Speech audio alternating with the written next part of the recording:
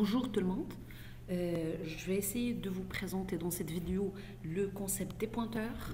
Je peux dire que c'est le concept le plus difficile pour les étudiants débuteurs en langage de programmation C. Un bon pourcentage des étudiants ils le considèrent que c'est leur bête noire dans ce langage de programmation.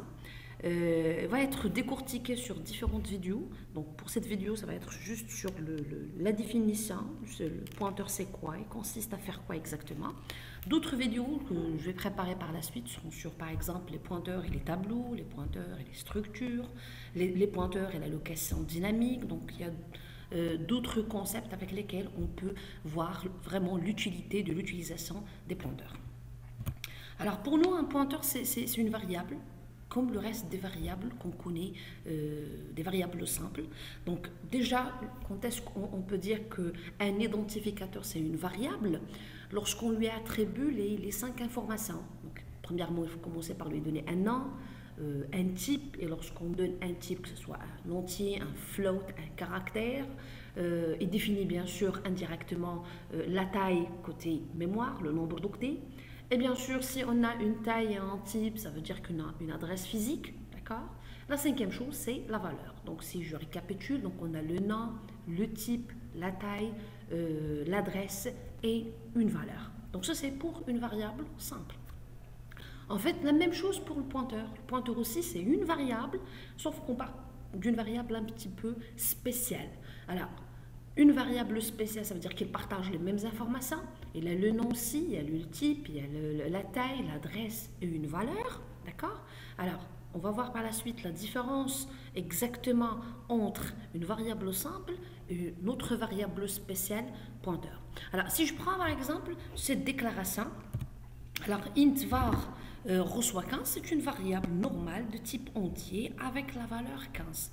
Moi, je ne vais pas présenter les 5 informations. Ce qui m'intéresse, c'est surtout l'adresse. Donc ça, c'est l'adresse physique. Donc c'est une adresse figée, donc donnée par la mémoire. En général, c'est une adresse en hexadécimal. On a le nom de notre variable, donc je le nomme var. Vous pouvez donner le nom que vous voulez. Et bien sûr, une valeur. Pour moi, je vais donner la valeur 15 à cette variable. Donc généralement, je peux dire que ça, c'est la présentation des informations de différentes variables que vous déclarez au niveau de votre programme. Maintenant, si je prends un pointeur, qu'on a dit tout à l'heure, qui partage les mêmes informations, informations qu'une variable simple. Donc j'ai l'adresse physique, d'accord? Bien sûr, toujours en hexadécimal. J'ai le nom, moi je parle d'un pointeur P, d'accord? Et bien sûr, excusez-moi, une valeur. Alors, sauf que ici, c'est ça la différence. La valeur pour le pointeur, ça ne va pas être une valeur entière, d'accord? Ça va être en fait une adresse, d'accord?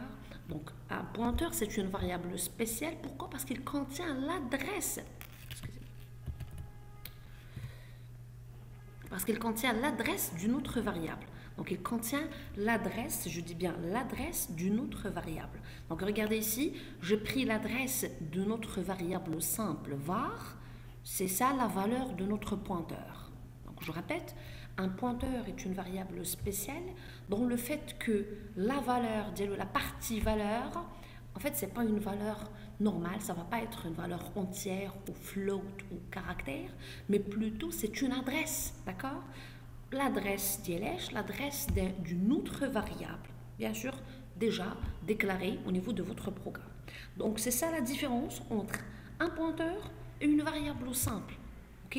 Donc, pour nous, la valeur dans une variable simple, c'est une valeur claire, entière par exemple, selon la déclaration que vous avez définie.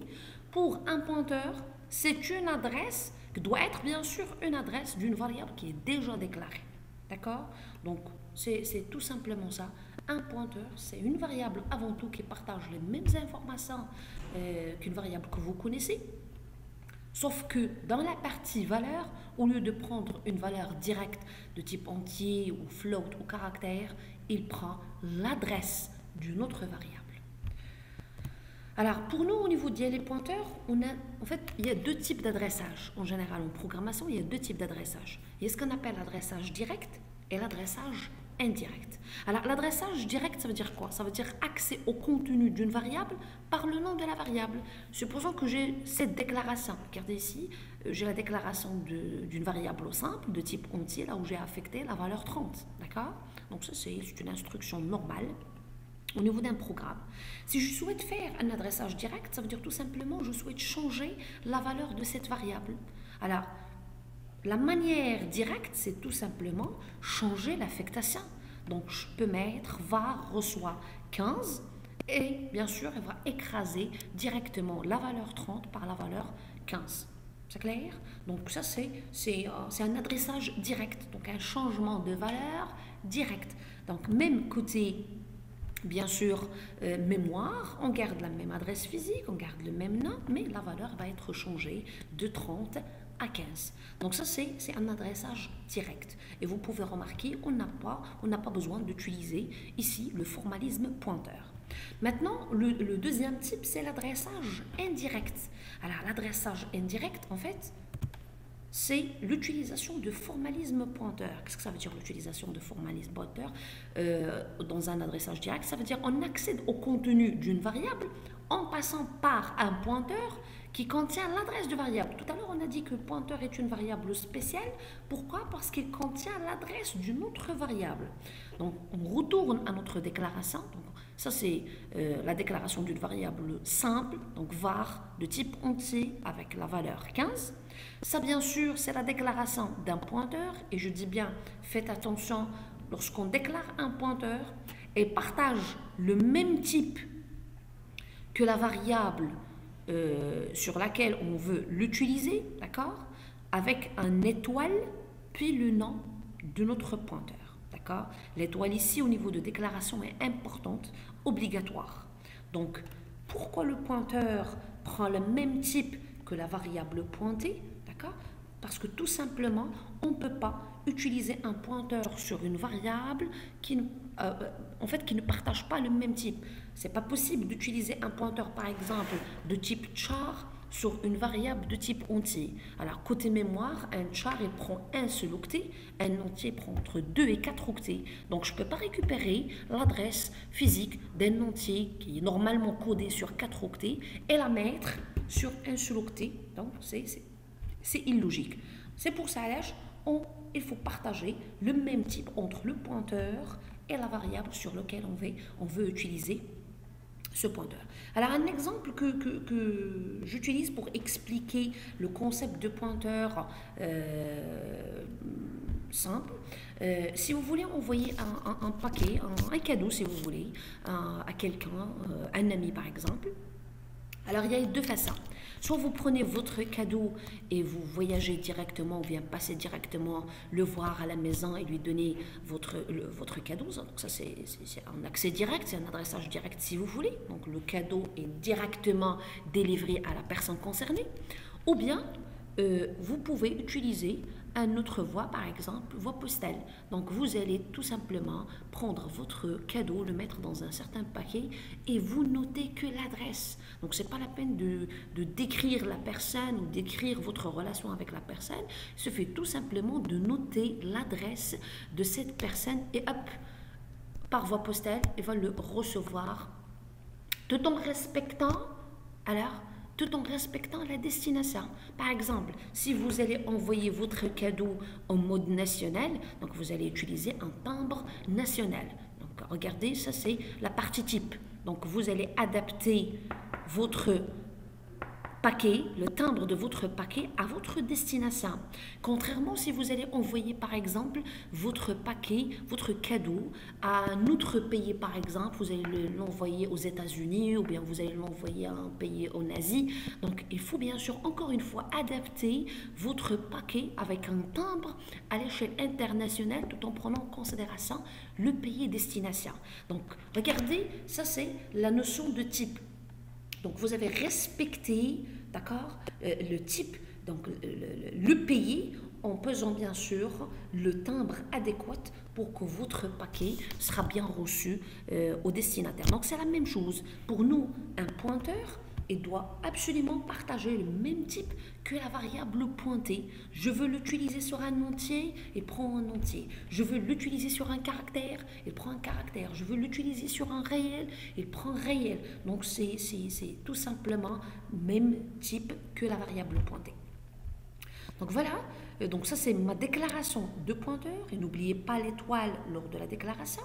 Par la suite, j'ai initialisé mon pointeur avec l'adresse de la variable. Regardez là, ça c'est l'initialisation de pointeur, donc je demande à mon pointeur de récupérer, de pointer sur l'adresse de la variable var. D'accord? Donc jusqu'ici, pas de problème. Et faites attention ici, il faut absolument utiliser l'opérateur adresse pour initialiser votre pointeur avec l'adresse de la variable que vous voulez.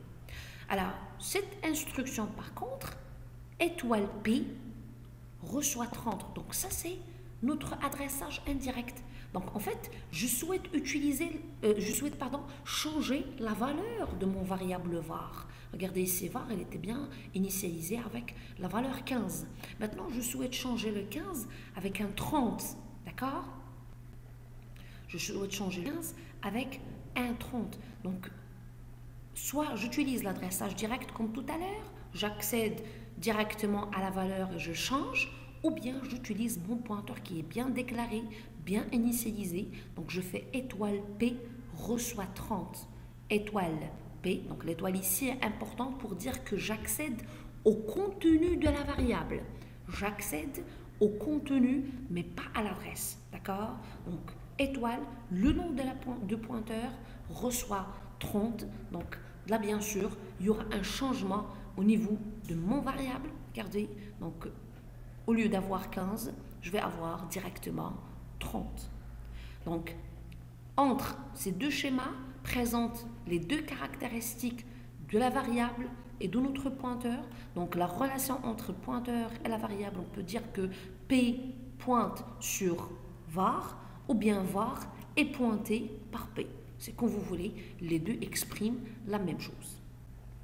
Donc, si je récapitule pour cette partie d'adressage indirect, donc bien sûr, vous allez me dire, c'est quoi l'utilité d'utiliser un pointeur pour faire un certain adressage, sachant qu'on peut le faire facilement avec l'adressage direct. Oui, on ne peut pas voir vraiment l'utilité d'utilisation de pointeur dans cet exemple, parce que c'est un tout petit exemple.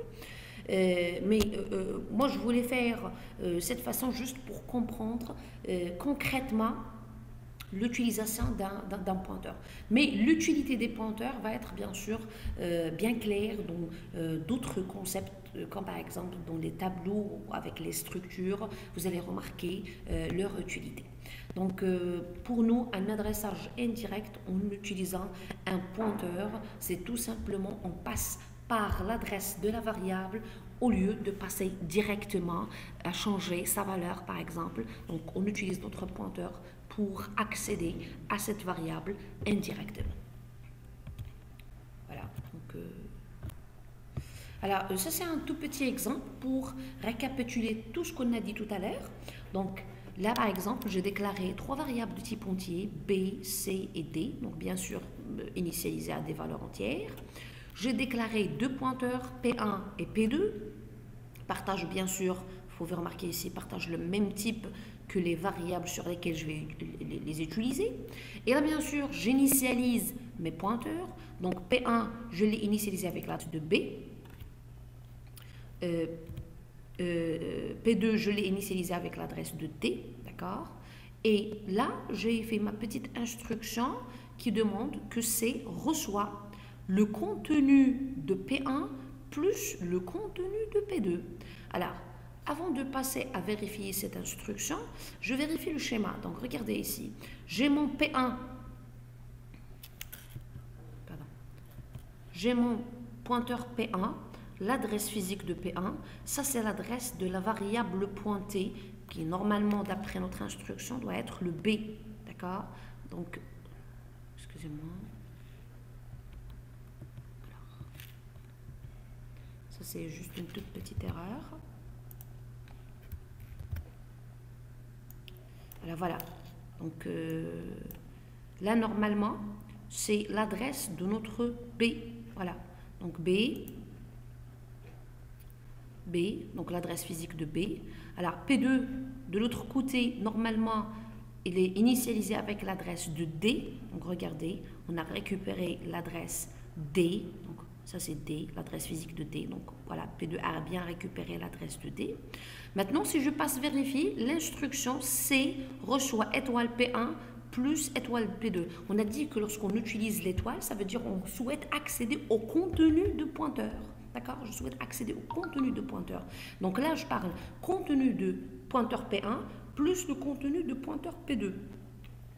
Donc, P1, on a dit qu'il a récupéré l'adresse de B. D'accord? Si je souhaite accéder au contenu de cette adresse, regardez, l'adresse physique 1E03, ça veut dire que c'est le B, le contenu, c'est la valeur 5. La même chose pour P2. Alors, normalement, il est bien initialisé avec l'adresse de D. Donc, si je souhaite récupérer le contenu, donc l'adresse de D, le contenu, c'est la valeur 9. Donc, 5 plus 9, c'est 14, d'accord, qui va être bien reçu au niveau de C. Donc, là, vous pouvez remarquer, regardez le changement au niveau de C. Donc là, j'ai la valeur 14. Et aussi, regardez au niveau de, après le changement de la valeur C, avec la somme de 5 plus 9, côté P1, j'ai ajouté une autre instruction, c'est que P1 reçoit l'adresse de C. Donc, normalement, avant P1 a eu l'adresse de B. Là, maintenant, je souhaite changer. Donc, je change. Regardez, l'adresse, normalement, l'adresse de C. Donc, voilà, 1B05. D'accord? Donc, c'est un tout petit exemple pour montrer l'utilisation d'un pointeur sur différentes variables, tout en accédant par exemple au contenu, que ce soit pour faire des opérations ou changement du contenu. Donc, juste faites attention quand vous souhaitez utiliser le contenu, n'oubliez pas l'étoile est obligatoire. Quand vous souhaitez initialiser vos pointeurs, n'oubliez pas l'utilisation de l'opérateur d'adresse. Et voilà, donc pour nous, les pointeurs, c'est un concept facile, au contraire, il n'est pas difficile, sauf qu'il faut comprendre que c'est une variable un petit peu spéciale qui réagit sur les adresses des variables au lieu de réagir directement sur les valeurs des variables. D'accord? Donc par la suite, vous aurez une autre vidéo sur la partie des pointeurs et les tableaux, aussi bien que les pointeurs et la notion des structures. Merci beaucoup.